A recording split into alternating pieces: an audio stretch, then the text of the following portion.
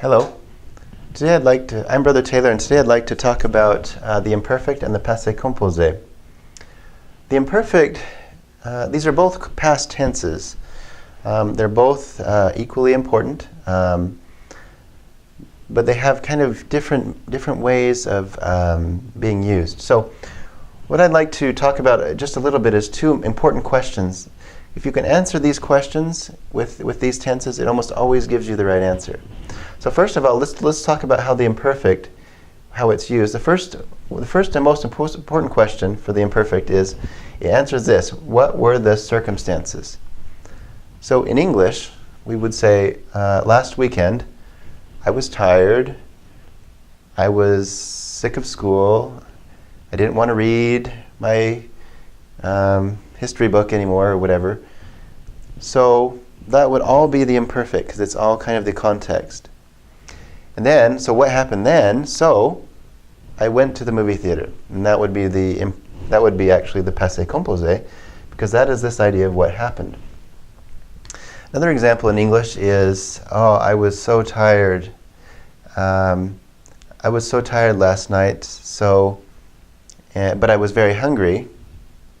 So what happened? I ate ice cream. So I was tired, but I was very hungry. Those are kind of the context. Those were kind of the circumstances. And so what happened is the passé composé. What happened is I ate ice cream. And it's just like that's the difference between the two in French. So for example, how would that be in French? You would say, j'étais très fatigué, mais j'avais faim. Alors j'ai mangé de la glace. So those two first verbs are in the imperfect. J'avais faim, et j'étais fatigué. So then what happened? I ate ice cream. J'ai mangé de la glace. That's the passé composé. Here are some examples just like that. So for example, it was raining, so we stayed home. Notice this is the circumstance, and notice quite often the circumstance explains why an action was chosen. So this is what happened. We stayed home. So il pleuvait. This is in the imperfect. Notice the imperfect tense here.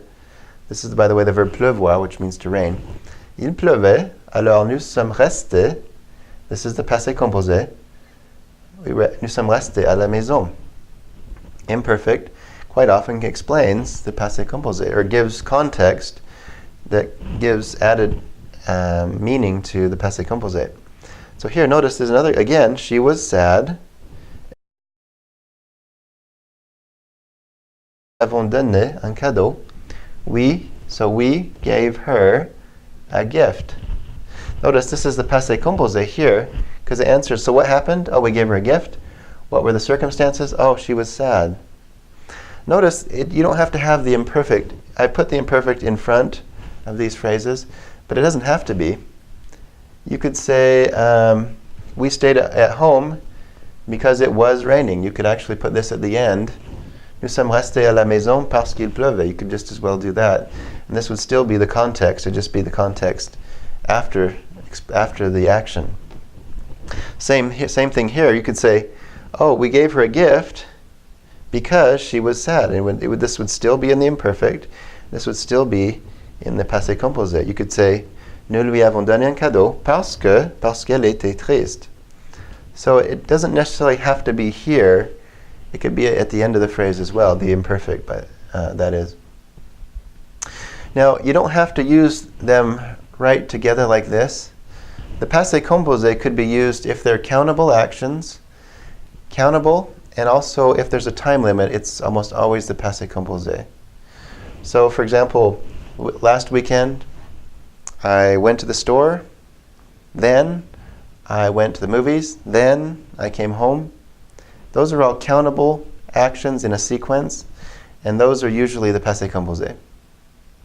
Now, in the imperfect, it doesn't have to be used with the passé composé, but usually it quite often is.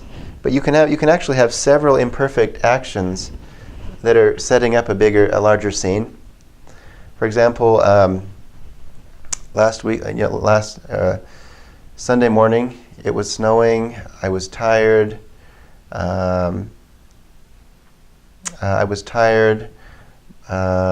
It was cold, but I was sick, maybe. Those could all be the imperfect. But then you could finally say, okay, so, but in spite of all that, I did go to church or whatever. And that would be the passé composé. So what happened? I did go to church. But notice the imperfect could be several verbs describing the imperfect. And then finally, you can say the action that happened in that context that you're setting up. So the imperfect is very, very useful for setting any kind of context. It's kind of like a painting where you have all the, let's say a countryside scene, and then you have two people who are actually doing something maybe, and those people could be considered the passé composé. But you could have this beautiful scene of, in the country where maybe people are having a picnic. So the scene is kind of like the imperfect. The beautiful sun, the singing birds or whatever, and the actual passé composé could be like he's proposing to her, or he's giving her a ring, or they're eating, that they ate, I should say. That would be the passé composé quite often. So again, imperfect is what were the circumstances. Passé composé is what happened. Very, very important to answer. Those almost always will give you the right choice in deciding between the two. The best way, though, to figure out which one is which is just hearing a lot of French and practicing writing and speaking as much as you can. And you eventually get the hang of it. So, thank you.